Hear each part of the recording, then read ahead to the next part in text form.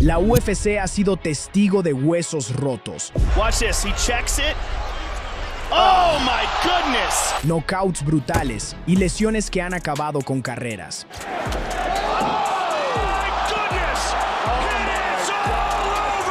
Pero cuando la gente pregunta qué luchadores quedaron paralizados dentro del octágono, la respuesta es mucho más complicada de lo que uno podría pensar.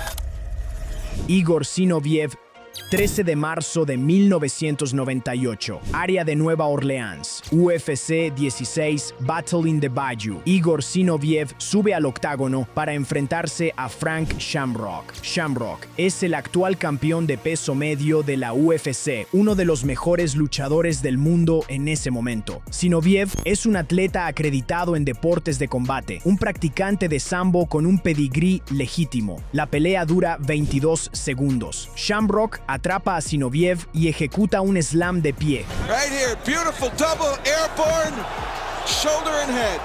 levantándolo y lanzándolo contra la lona con una fuerza considerable. Zinoviev queda inconsciente por el impacto, no se mueve, salen las camillas. El público, por un momento, se queda en silencio. De esa forma en que el público se queda en silencio cuando algo se siente diferente a un knockout normal. El análisis académico del historial de seguridad de la UFC, incluido un artículo detallado que ha sido citado en investigaciones médicas de MMA, describe lo que le sucedió al cuerpo de Zinoviev. Una clavícula rota y una vértebra C5 fracturada. Se le rompió la clavícula y se le fracturó la quinta vértebra cervical de la columna. Lo sacaron en camilla. Y aquí es donde la historia se vuelve desesperante desde una perspectiva de investigación. No sabemos qué pasó después. No realmente. Las fuentes de acceso público confirman el mecanismo, confirman la fractura, confirman la salida en camilla. Lo que no confirman, con nada que se acerque a la documentación clínica,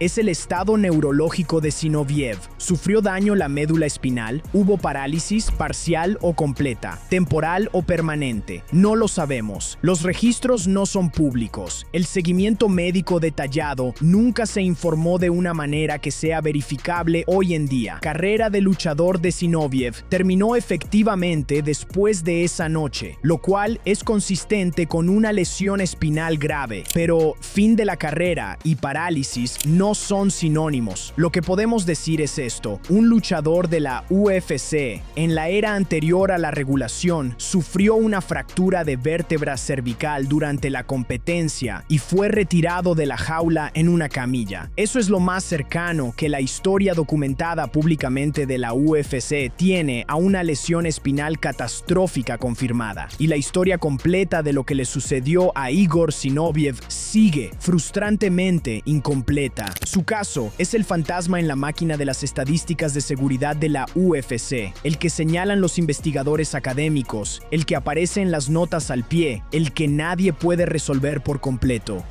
Antes de pasar a los casos confirmados, los que sí resultaron en parálisis, quiero dedicar unos minutos a algo que rara vez se discute en este tipo de videos. ¿Por qué no ha sucedido en la UFC? O, como mínimo, ¿por qué no se ha documentado? Hay varios factores que vale la pena considerar, y ninguno de ellos es tan simple como la UFC es segura. El primer factor es el árbitro. En los combates sancionados de la UFC, hay un árbitro capacitado dentro de la jaula cuyo único trabajo es detener la pelea en el momento en que un luchador está en peligro y es incapaz de defenderse de manera inteligente. Ese árbitro está atento a la pérdida de conciencia, a que el luchador se encoge como una tortuga al momento en que el cuerpo se queda flácido. En el caso de Zach Kirk, al que llegaremos en breve, los relatos describen que el árbitro intervino cuando notó que Kirk había quedado sin vida en la lona. Así es como funciona el sistema. En la UFC,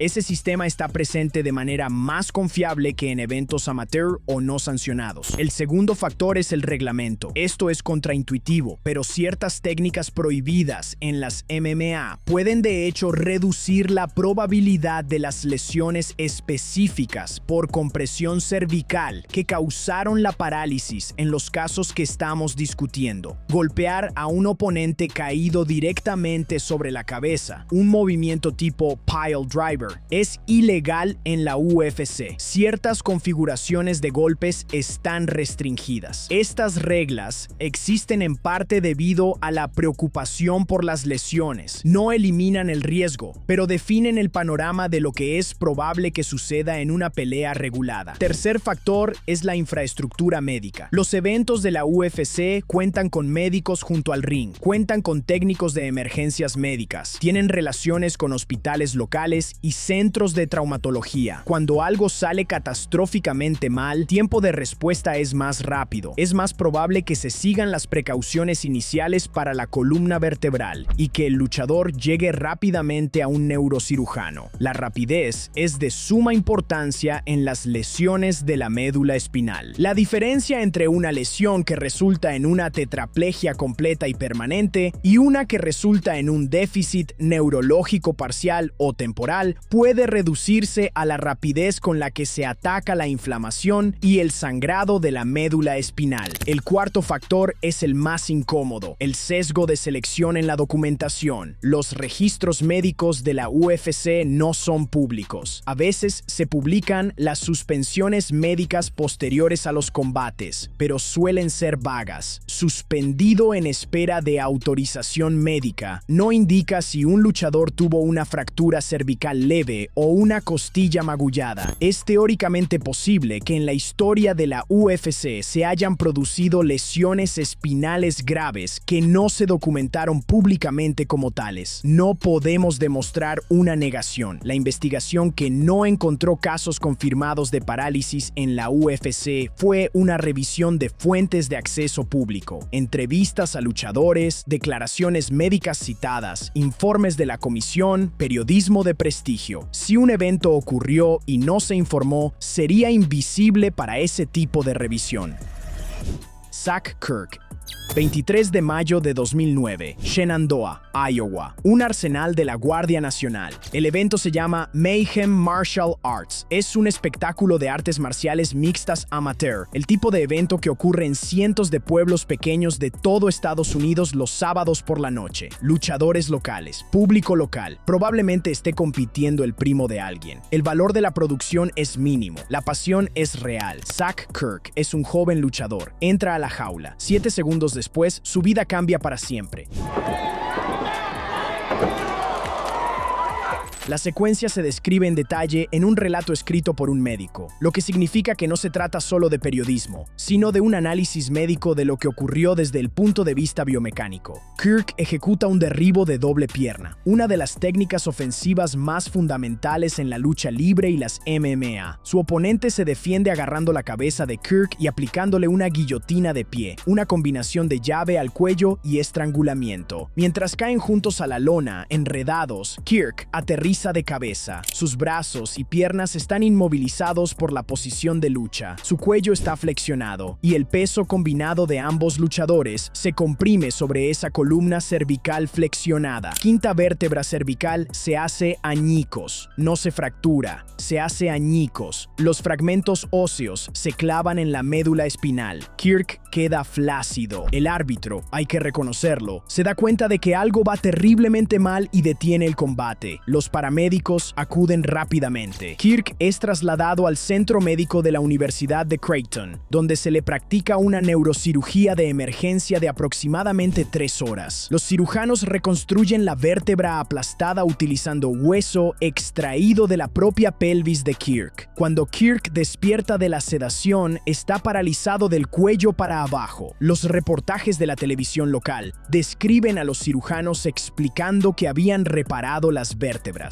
pero que no podían prometer si volvería a caminar. Doctors told Kirk he'd never walk again. Kirk, en entrevistas, describe el momento inmediato con una claridad devastadora. No podía sentir nada, nada desde el cuello para abajo. Entró a esa jaula como un joven sano y salió de ella en una camilla. Los años siguientes son una historia de recuperación parcial y adaptación permanente. Traslado al Madonna Rehabilitation Hospital durante aproximadamente 2 meses. Terapia intensiva. Para 2011, los informes describen movimiento en ambos brazos y una muñeca, logros que cualquiera que comprenda la brutalidad de las lesiones de la médula espinal cervical reconocerá como genuinamente significativos. Para 2012, los informes reconocen que Kirk se está adaptando a la probabilidad de que tal vez nunca vuelva a caminar. 7 segundos. Eso es lo que tardó. Ahora viene la pregunta que debería incomodar a todos en el deporte. La técnica que causó esta lesión, una defensa contra un derribo de doble pierna que implica control de la cabeza, es una de las secuencias más comunes en las MMA y la lucha libre. Ocurre en prácticamente todas las peleas con mucho grappling. El resultado catastrófico en el caso de Kirk fue una combinación de posicionamiento, impulso y muy mala suerte. Pero la situación, 2 luchadores cayendo a la lona con la cabeza de uno de ellos en una posición incómoda, no es inusual. Lo que marca la diferencia en los casos en que esto no termina en parálisis son a menudo milímetros, centímetros, el ángulo exacto del cuello, si los brazos pudieron absorber parte del impacto, si la cabeza estaba ligeramente encogida o ligeramente extendida. La historia de Zack Kirk merecía ser un punto de inflexión para la regulación de las MMA amateur. Si cumplió plenamente esa función, es motivo de debate. Las MMA amateur siguen estando reguladas de manera muy inconsistente en los diferentes estados y jurisdicciones. La infraestructura que le falló a Zack Kirk, y veremos una versión aún más dramática de ese fallo de infraestructura en un momento, no se ha corregido de manera uniforme. Steve Watts, 26 de abril de 2014, Trinidad, California, el Chair A Heights Casino. El evento se llama, y este título te dirá casi todo lo que necesitas saber sobre el entorno regulatorio. So you wanna fight cause you think you're tough. Así que quieres pelear porque crees que eres rudo. No se trata de una promoción importante. No es un evento de desarrollo de la UFC. Es un evento amateur celebrado en territorio tribal. Y una parte significativa del reportaje de investigación que siguió a esta noche se centró precisamente en ese detalle, porque los eventos celebrados en territorio tribal pueden operar fuera de la jurisdicción de las comisiones atléticas estatales. Los requisitos médicos, las normas de seguridad, la supervisión que proporciona una comisión, todo eso se vuelve opcional, o como mínimo, negociable. Steve Watts entra a la jaula. La pelea sale mal casi de inmediato. Watts levanta a su oponente, Michael Heavenstreet, para un slam, pero al ejecutar ese slam, la cabeza de Watts golpea la lona primero. Su propia técnica ofensiva se convierte en el instrumento de su lesión. El peso combinado de ambos luchadores, el peso corporal de Watts más el de su oponente, cae directamente sobre la columna cervical de Watts. La vértebra cervical se fractura. La médula espinal resulta dañada. El propio Watts describe la sensación inmediata en citas directas conservadas en el periodismo de investigación que siguió. No sentía nada desde el cuello hacia abajo. Pérdida sensorial total, inmediata. Lo que sucede a continuación es donde esta historia se convierte en algo más allá de una tragedia deportiva y se transforma en un fracaso institucional. El reportaje de investigación del North Coast Journal, periodismo local haciendo el trabajo que los medios nacionales a menudo no hacen, describe la respuesta médica en detalle. Hay un médico de ring presente. Hay transeúntes, según se informa, paramédicos fuera de servicio que prestan asistencia. A Watts lo suben a una camilla y lo llevan detrás del escenario. Y luego se informa de un retraso de 20 minutos antes de que llegue una ambulancia. 20 minutos, con una fractura de la columna cervical y daño en la médula espinal. Cualquiera con conocimientos médicos entenderá por qué ese detalle es significativo. En las lesiones de la médula espinal cervical, la lesión secundaria, el daño que ocurre después del trauma inicial, causado por la inflamación, el sangrado y el movimiento de huesos inestables, puede ser tan devastadora como el impacto primario. Los protocolos para el trauma cervical existen precisamente porque mover a una persona de manera incorrecta o retrasar la estabilización puede convertir una lesión parcial en una completa, puede convertir una parálisis parcial en una tetraplegia permanente, puede convertir lo que es superable en catastrófico. 20 minutos. Watts es finalmente trasladado al hospital Mad River y luego rápidamente transportado en helicóptero a Redding, California, para lo que se informa como una cirugía de 6 horas. Queda tetrapléjico. Informes posteriores a lo largo de 2015 describen a Watts manejando una silla de ruedas con la boca y continuando con la rehabilitación. Una actualización de 2026 sobre la recaudación de fondos describe una tetraplegia continua que requiere cuidados las 24 horas del día. Esa actualización es una campaña de recaudación de fondos más que un documento clínico, por lo que es mejor considerarla como un informe de estado no verificado en lugar de un expediente médico. Pero no hay nada en los años intermedios de cobertura que sugiera una recuperación espectacular. La investigación sobre el evento del Chair Eye Heights Casino planteó serias preguntas sobre las condiciones bajo las cuales se permitió que este evento ocurriera, sobre el nivel de preparación médica, sobre la laguna jurisdiccional en las tierras tribales que permitió que un evento se llevara a cabo sin la supervisión de la comisión, lo que podría haber requerido una infraestructura de respuesta de emergencia más sólida. Steve Watts fue a una pelea, resultó herido, esperó 20 minutos por una ambulancia. Esa no es una historia sobre el peligro inherente de las MMA. Esa es una historia sobre lo que sucede cuando la red de seguridad tiene agujeros lo suficientemente grandes como para que una persona se caiga a través de ellos. Larry Hutchinson.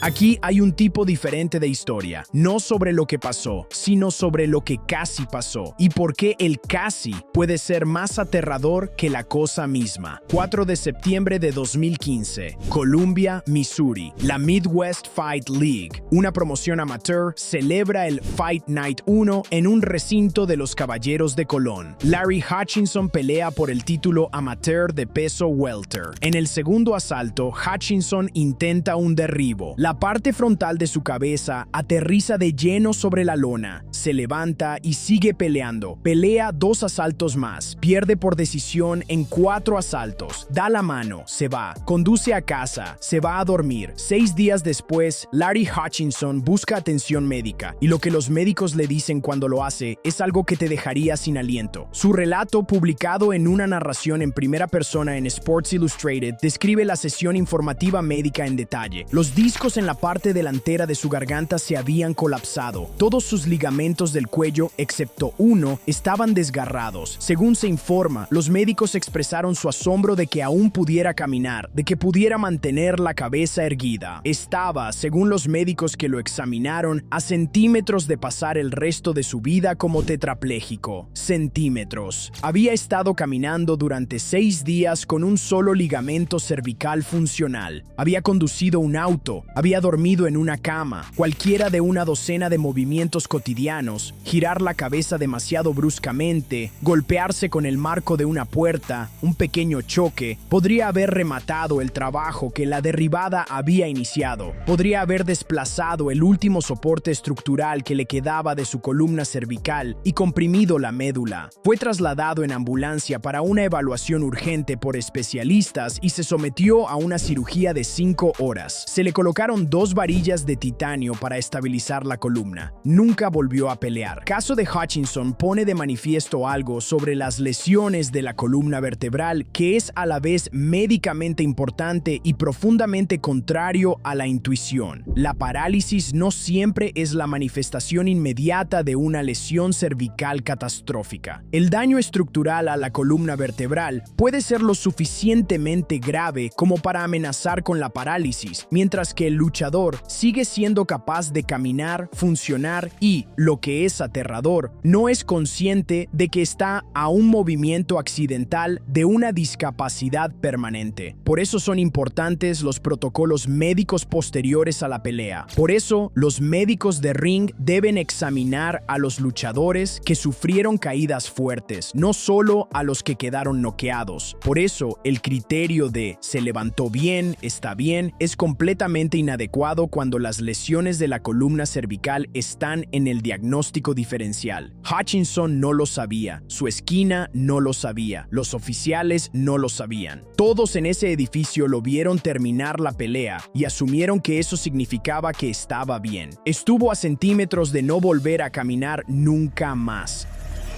Anderson Silva contra Chris Weidman.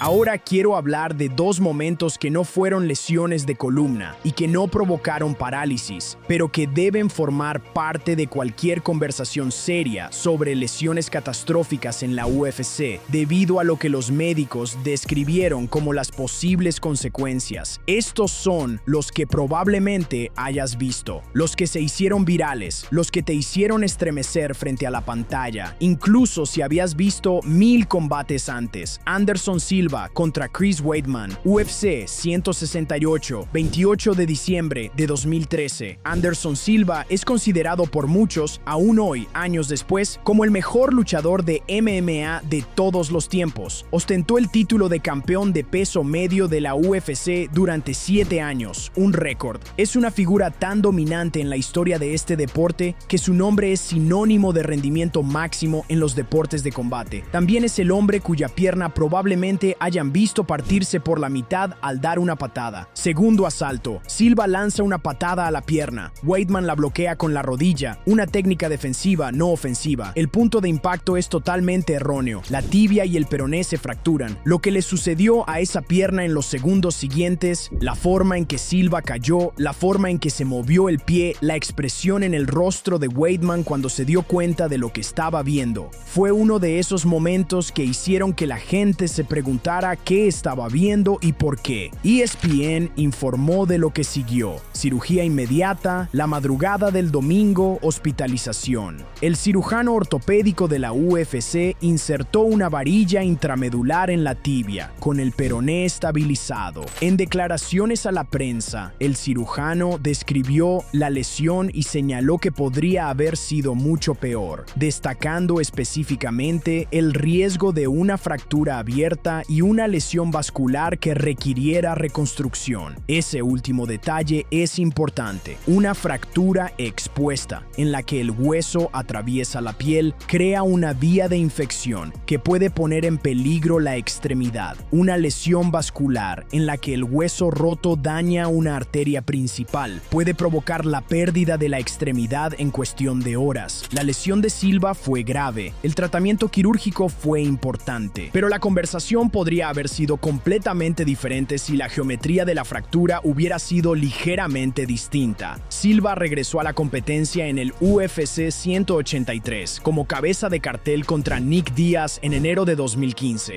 Esa pelea fue posteriormente declarada nula, pero el punto queda claro: estaba lo suficientemente sano como para competir de nuevo. La pierna se curó. Corey Hill contra Dale Hart.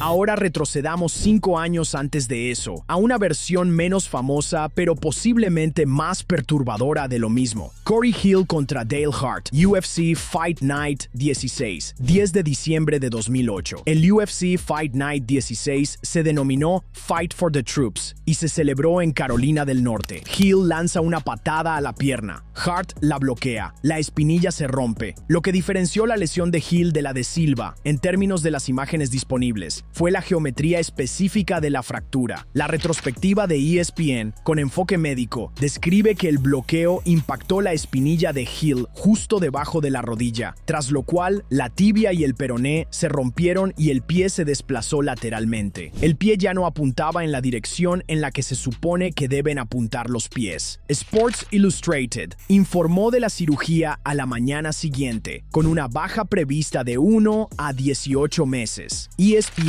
describió la rehabilitación como dolorosa y prolongada, y varios profesionales médicos le aconsejaron a Hill que nunca volvería a pelear. Él volvió a pelear. Hay registros de un combate en 2010, aproximadamente 2 años después de la fractura, que indican que recuperó la capacidad funcional suficiente para la competencia profesional. También desarrolló efectos duraderos en la marcha, descritos como pie caído, donde el daño nervioso de la lesión afectó su capacidad para levantar la parte delantera del pie normalmente. Corey Hill murió en 2015, no por complicaciones de la fractura, sino por neumonía. Tenía 36 años. La lesión en la pierna y la muerte no están relacionadas según todos los informes. Ambos casos, Silva y Hill, son puntos de referencia en la conversación sobre las lesiones catastróficas de la UFC, no porque hayan resultado en parálisis, sino porque ilustran el margen. La diferencia entre una fractura que se cura y una fractura que destruye una extremidad o mata a un luchador es, a veces, el ángulo exacto de un fragmento óseo, la posición exacta de una arteria. En los deportes de combate, los márgenes lo son todo.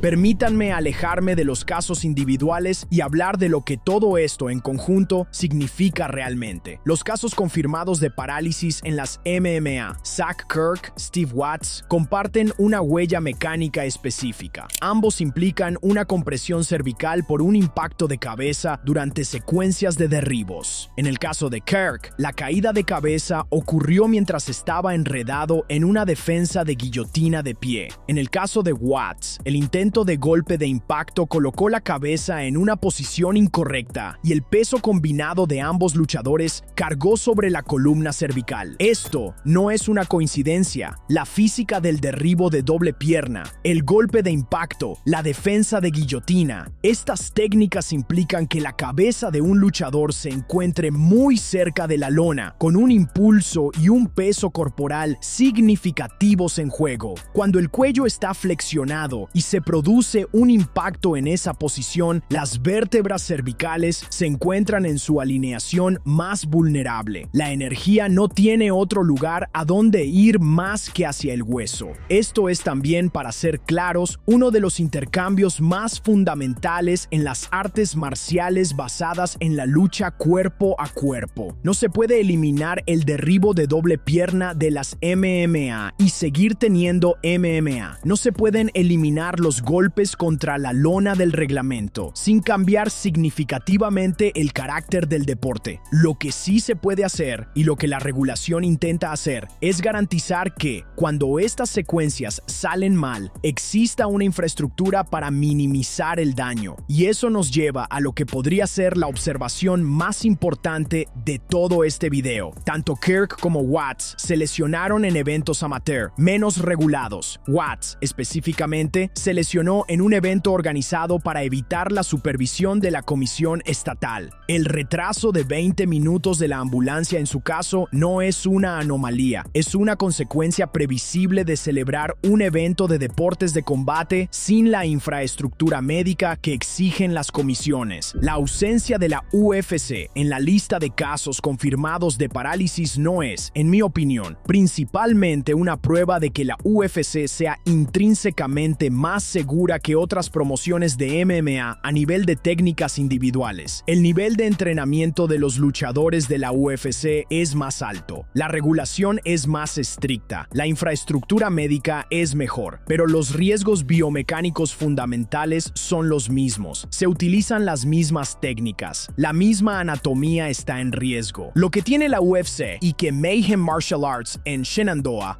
Iowa, no tenía, y que So You Wanna Fight en el Cherry Heights Casino tampoco tenía, es un sistema. Médicos junto al ring con protocolos, árbitros capacitados para reconocer emergencias neurológicas, relaciones con centros de traumatología, suspensiones médicas que mantienen a los luchadores lesionados fuera del ring hasta que se recuperan. Ese sistema es imperfecto, no lo detecta todo. El caso de Zinoviev ocurrió dentro de la UFC y aún no tenemos un informe completamente documentado de lo que le sucedió a nivel neurológico. El sistema puede fallar, pero la comparación entre el historial de seguridad de la UFC y el de las MMA amateur es, en parte, una comparación entre tener un sistema y no tenerlo, entre tener médicos obligatorios junto al ring y esperar que alguien en la multitud resulte ser un paramédico fuera de servicio.